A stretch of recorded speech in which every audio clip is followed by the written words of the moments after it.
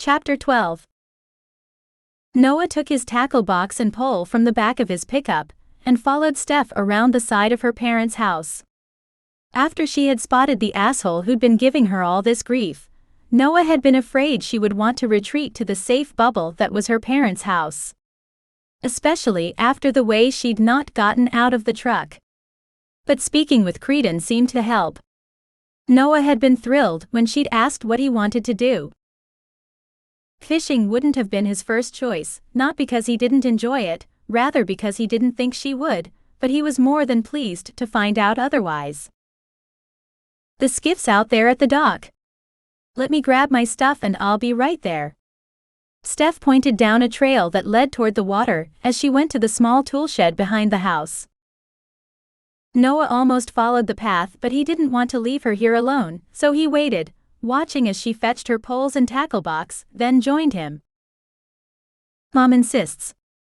No poles in the house unless we're actively working on them. Her ears turned pink. All you have to do is hook your brother once, and they never let you forget it. Oh. Now that's a story I have to hear. Let's get out on the lake and our lines in the water, and I'll tell you. They made it out to the boat, loaded up, and got inside.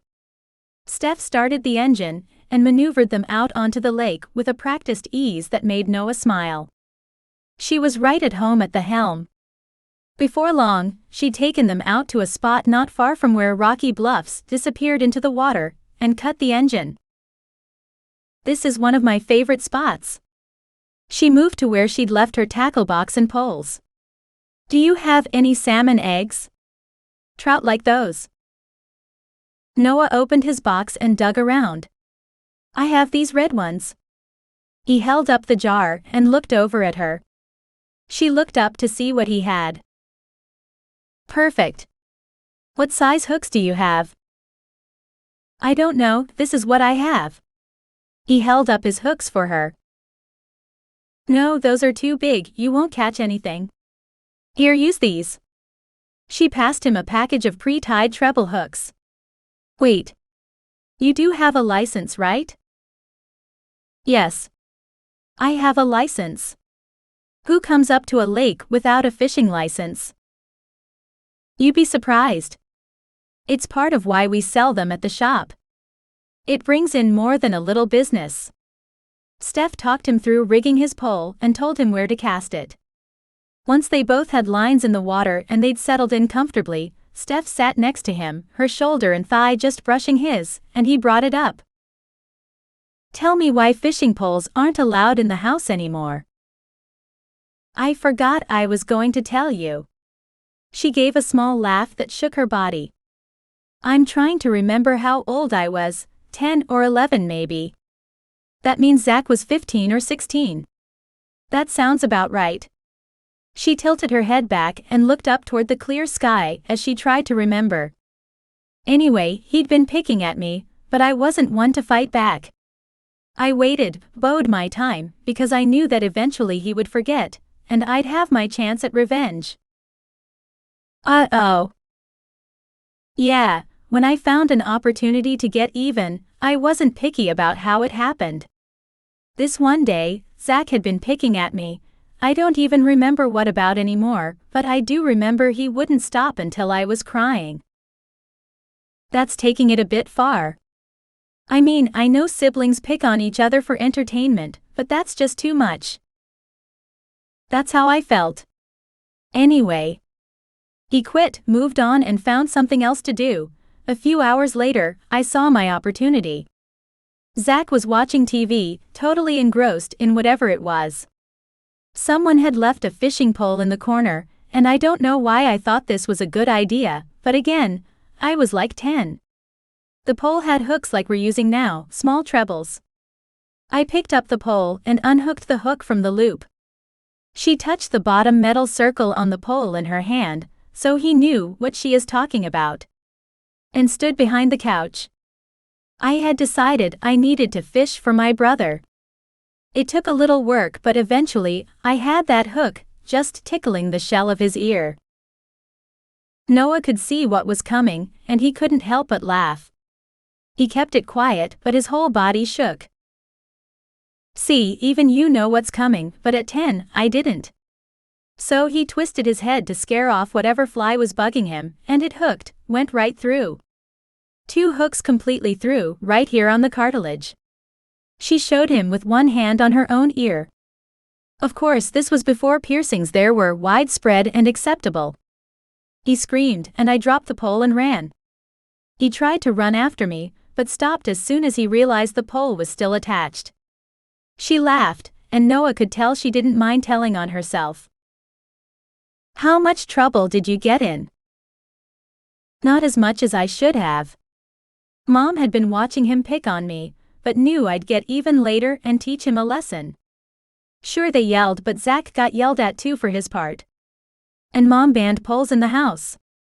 But it was the last time Zach picked on me like that. He did little things after that, but never quite so bad. I bet. You got off lucky. Steph shrugged. He deserved it for picking on me. Ever since, every time he starts picking on me, I ask if he wants a new piercing and he backs off. At least he learned his lesson. He did, mostly. They sat for a while in comfortable silence, listening to the soft lap of the water against the hull, until the tip of his pole dipped. Quick, set the hook, Steph said. Noah gave his line a swift tug, then started reeling. He played with it a little, so it wouldn't break the line. I see him, he said when it got close. Steph grabbed the net and moving slowly, so she wouldn't rock the boat too much. She moved to where his line went into the water, and dipped the net slowly. As the fish got close enough, she scooped it out of the water with a practiced move. He's a pretty good-sized rainbow. She lifted the net and moved it over the boat while the fish inside thrashed and tried to rid itself of the hook and escape the net. You want to keep him? I would, but I don't know how to cook him. No problem. I can show you. Then of course. Steph waited until the fish had stopped his thrashing, then lowered the net to the floor of the boat and waited again while the fish gave a couple more flips, then grabbed something from her box and picked the fish up. Noah had to take a second look. She was using a pair of medical forceps to remove the hook. Hand me that basket over there. She nodded to one side of the boat. Noah picked up the chain and found what he'd thought was a small basket was a fish trap, and handed it to her. She lowered his catch into it, then lowered the whole thing into the water and secured the chain around one of the oarlocks, so it wouldn't go anywhere. She dipped her hands into the lake and rinsed them off while Noah rebaited his line. Once she was through moving around, he cast it out, and she settled back against him. Where'd you get those forceps? What? The things you used to remove the hook. Oh, the clamps. Dad started us using those. He stocks them in the store because they work so well. The long thin tips help even when the hook is way down. Why? They're surgical forceps. I've never seen them used for this. I can see why they work so well though. She tilted her head to one side.